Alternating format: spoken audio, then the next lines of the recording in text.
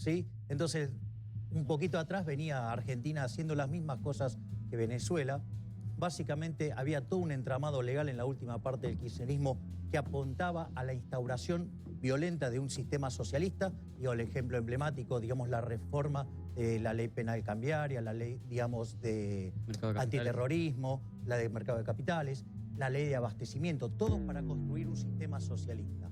Y lo que vos estás viendo en Venezuela, ¿sí?, es el resultado que generan todos los regímenes socialistas, que es pobreza, escasez, inflación, violencia, asesinato. ¿Por qué? Porque cuando empiezan a violentar las libertades individuales y la gente no puede hacer las transacciones libremente porque se interviene el Estado, se produce lo que se llama el fallo del gobierno. Eso genera descontento y genera más intervención, y a la postre termina generando todos esos desastres que vos ves. Y como el gobierno se le va la cuestión de la mano, lo que quiere hacer es redoblar la apuesta en la intervención y terminar recurriendo a la violencia. El fallo del gobierno es una ineficiencia causada por la intervención del Estado. El Premio Nobel de Economía de 1991, Ronald H. Coase, en su trabajo sobre el problema del costo social de 1960, sostiene que, para ese entonces, el problema del análisis económico radicaba en que se consideraba el Estado como una fuerza correctiva sin costos, lo cual está muy alejado de la realidad. El argumento es que una falla del Estado ocurre cuando una intervención provoca una distribución de los recursos más ineficiente de la que existiría si no hubiese la intervención. Dice Ronald Coase: el problema que enfrentamos al manejar acciones que tienen efectos dañinos no es sencillamente restringir a los responsables de los mismos. Lo que debe decidirse es si la ganancia para evitar el daño es mayor que la pérdida que sufriría de otro modo como resultado de detener la acción que produce el daño. Coase analiza el caso propuesto por Arthur Pigott sobre las locomotoras en Inglaterra que no pagan compensación por los incendios generados por las chispas. Las locomotoras están autorizadas a circular por el territorio, cumpliendo con todos los requerimientos de la ley. Y es precisamente esta intervención del Estado al asignar la licencia para circular a las locomotoras lo que previene a los propietarios privados de reclamar compensaciones debido a los daños ocasionados a su propiedad privada.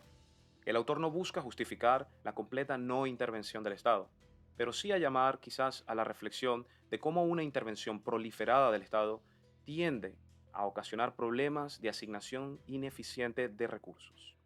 ¿No? La construcción es clara de cómo querer asociar el kirchnerismo, chavismo, No, Santiago, el desastre, la violencia, la grieta, y a todo esto nos conducía el kirchnerismo, que era el eje del mal, y ahora vino este hombre que por suerte nos salva con un plan económico muy ordenado. Yo te quiero contar, veamos un poquito los...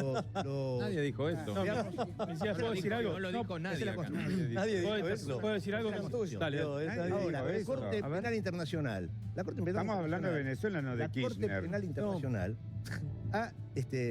no aceptó, dijo que no hay ningún caso de supuestas torturas a dirigentes de la oposición en Venezuela. Por ejemplo, esas cosas nosotros no las tratamos. Yo quiero hacer algún punto. En principio no se llegó a esto porque, digamos, tenemos menos años de este socialismo barato de América Latina. ¿Sí? Lo que hay que entender, y eso, digamos, en algún momento, digamos, sobrevuela acá, y sobre todo en lo que dice Bergatelli en un momento, no Maduro, no es Chávez. A ver, lo que hay que entender es que lo que está mal es la idea. La idea va a funcionar mal hasta con la Madre Teresa de Calcuta. O sea, el socialismo solamente puede funcionar si el que está en la poltrona es Dios. Y no es Dios porque ni es ni omnisciente, ni omnipotente, ni omnipresente. Hayek ya advirtió sobre la imposibilidad de un organismo central de obtener todo el conocimiento y procesar toda la información necesaria para una planificación eficaz de la economía, ya que deberías conocer todas las preferencias pasadas, presentes y futuras de todos los agentes económicos de la economía. Para entender un poco mejor el argumento de Hayek, me gustaría invitarlos a ver el primer video de esta serie, que se los dejaré por aquí arriba. Ludwig von Mises, en su libro El socialismo, nos ofrece una explicación de la imposibilidad del cálculo económico en el socialismo. Mises sostiene que sin propiedad privada, sin libre intercambio de mercancías y dinero, no es posible que se generen los precios y, por lo tanto, no es posible el cálculo económico. Los precios son el reflejo de la oferta y la demanda de los bienes económicos. En otras palabras, indican qué es lo que quieren las personas, qué es lo que demandan. También, qué es lo que se ofrece en el mercado y en qué cantidades. Si las personas demandan más un bien económico, entonces este aumentará su precio. Sin embargo, si se ofrece en exceso un bien económico, es decir, la oferta supera la demanda de ese bien económico, entonces este bien disminuirá su precio. Los precios son información sobre lo que sucede en el mercado global y reflejan los deseos de las personas, las condiciones naturales que afectan la producción de un bien económico, así como también las condiciones económicas, políticas y sociales de todos los países involucrados en la producción de ese bien económico. Los precios permiten la cooperación global. Nosotros no necesitamos saber que hubo una inundación en India que mermó las cosechas de trigo, o que se aprobó una ley en el Congo que impide la producción de cobre, o que se produjo un avance tecnológico que abarató los costos de un bien económico. Nosotros necesitamos saber el precio para coordinar nuestro esfuerzo económico. A partir de los precios podemos calcular si una idea de emprendimiento es viable o si no lo es. Y si no lo es, hacia dónde debemos enfocar nuestro esfuerzo y nuestros recursos. Y algunos se estarán preguntando, ¿y por qué en el socialismo no se generan precios? Al no existir propiedad privada de los medios de producción, las personas no son libres de intercambiar sus bienes económicos en el mercado, sino que les son impuestos por un órgano central. Entonces no es posible que a través de la oferta y la demanda las personas puedan plasmar sus preferencias subjetivas de valor al decidir comprar o vender sus bienes económicos, y por lo tanto no se generan precios. Y alguno podrá objetar, pero en el socialismo no se busca la generación de precios, se busca es la distribución igualitaria de los bienes de producción. El problema con esta lógica es que al no haber precios, no es posible la coordinación de los factores económicos globales. No podemos determinar qué es lo que las personas quieren, en qué cantidades lo quieren, por qué utilizar un recurso para producir un bien u otro. ¿Debemos utilizar hierro, oro, diamante, titanio? ¿Por qué un recurso u otro si no hay precios? No podremos saber, por ejemplo, que no es conveniente hacer un puente de titanio. Nosotros sabemos que el oro vale más que el hierro, pero ¿por qué sabemos esto? Por los precios, porque las personas, a través de sus valoraciones subjetivas y la escasez relativa de los bienes, cuando compran o venden un bien, están plasmando esa valoración en los precios. Sin precios, ninguno de nosotros podría planificar de forma eficiente su futuro. No podríamos decidir si es mejor estudiar una carrera u otra, o empezar un trabajo este mes o quizás el año siguiente. No podríamos saberlo porque no hay precios, por lo tanto no hay cálculo económico y por lo tanto nosotros no podremos determinar cuál opción es la que nos ofrece un mejor beneficio. Estaríamos ciegos, sin plan. Concluye Mises, sin el cálculo económico, la actividad económica es imposible. En el socialismo no puede haber cálculo económico, por lo tanto no se puede hablar de una producción racional en el socialismo. Y yo agregaría, aplicar el socialismo es imposible si nuestro objetivo es sacar a la gente de la pobreza. Pero por el contrario, si nuestro objetivo es destruir la cooperación económica, entonces aplicar el socialismo es el plan óptimo para generar más pobres. Entonces, ¿por qué falla el socialismo? Lo que hay que entender es por qué el socialismo siempre falla y por qué después deriva en acciones violentas. Básicamente, el sistema socialista falla por 4 elementos. En primer lugar, porque es imposible que exista la información que vos puedas sacarla de todos los agentes de la economía y la pueda procesar una sola persona. Es imposible. ¡Es imposible! Eso es el primer punto. El segundo punto es que mucho de la información tiene que ver con el know-how. Es como que yo le pida a Michael Jordan que me diga cómo se hace la volcada y te diga, toma, Santiago, hacela. No la vas a poder hacer.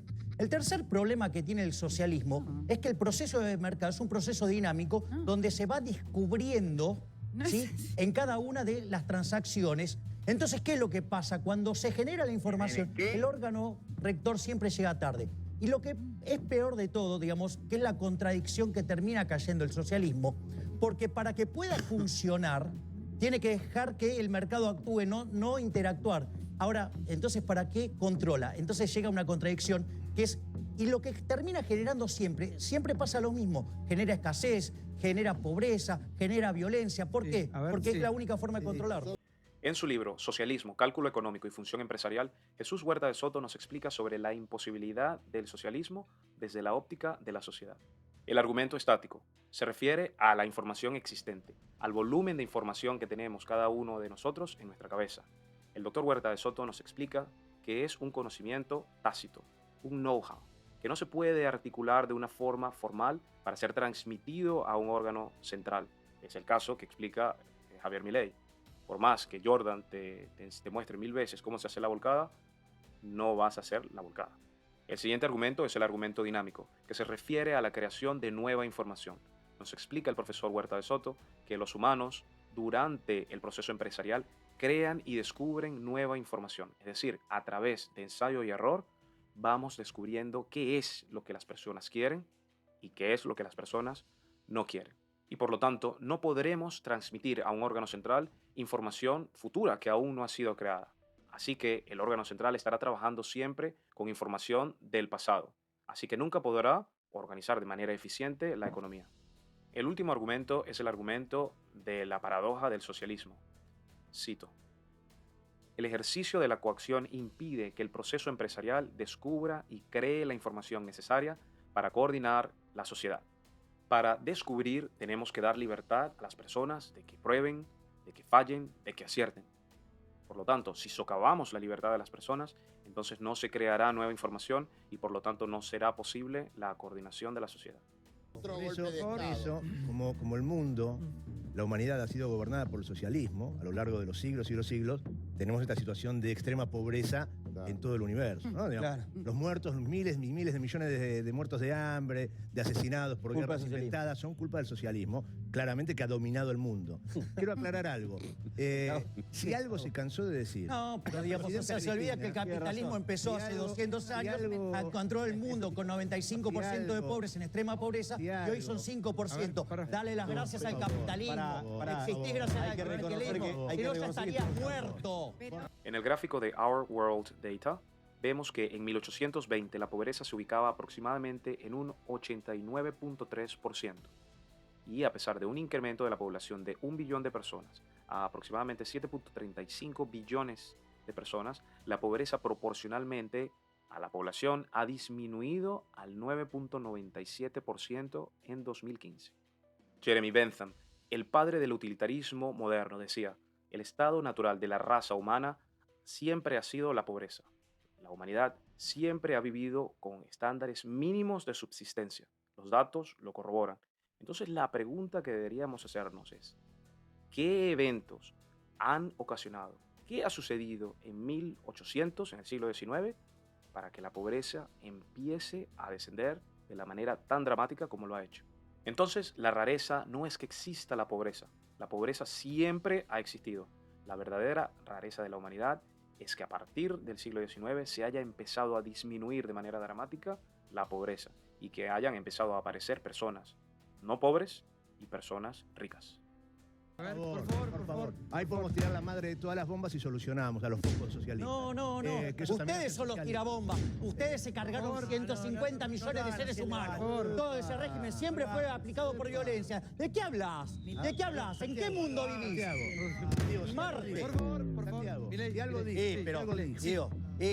Pero vivís en Marte, el planeta rojo. En el libro negro del comunismo, desarrollado por varios autores, se le atribuyen 60 millones de muertes a la China de Mao Zedong. Otros autores estiman hasta 80 millones. Seguido viene la Unión Soviética, con estimaciones entre 20 y 40 millones. Y luego otros casos como el de Corea del Norte, 2 millones, Camboya, 2 millones, Latinoamérica, África y otros casos dispersos. Por lo tanto, si tomamos las consideraciones de los límites superiores de las estimaciones, es posible que se lleguen a aproximadamente 150 millones de muertes. Si algo dijo Cristina, la presidenta Cristina, hasta el hartazgo, es que ella gobernaba y tenía un modelo que era el de capitalismo nacional. O sea, que Cristina, si algo no es socialista, lo he dicho 200.000 veces. Para que No lo va a escuche ser. la gitana. Claro, es capitalista. Es pro-market. Por favor, perdón. Es la libertad de mercado. Pero vea, las cosas que está diciendo son imposibles. Autoritario. Claro. Me parece, sí, creo que no es ni por la corrupción, no es ni por la corrupción, ni porque se robaron todo. No, vos no sabés lo que es socialismo, vos no sabés lo que es... Ahora, en la República Argentina. A ver. En la República Argentina. Chicos. Debatido sobre socialismo. No sabés ni lo que es. No sabés en qué pasa. Milei, a ver. No sabés por qué genera malos resultados. Huerta de Soto define al socialismo como todo sistema de agresión institucional al libre ejercicio de la función empresarial, es decir, a todas las restricciones que coaccionan el libre emprendimiento de los individuos. Considerando esta definición, una manera sencilla de determinar cuán socialista es un país sería con el índice de libertad económica. Si vamos a la página de Fraser Institute, encontramos que Argentina se encuentra en el puesto 158 de 165, Venezuela en el puesto 165 de 165. Los países o territorios con el mayor índice de libertad económica son Singapur, Hong Kong y Suiza. Y en base a todo lo que hemos expuesto durante este video, no es de sorprenderse que sean precisamente estos países los que tienen el mejor desempeño económico en todo el mundo.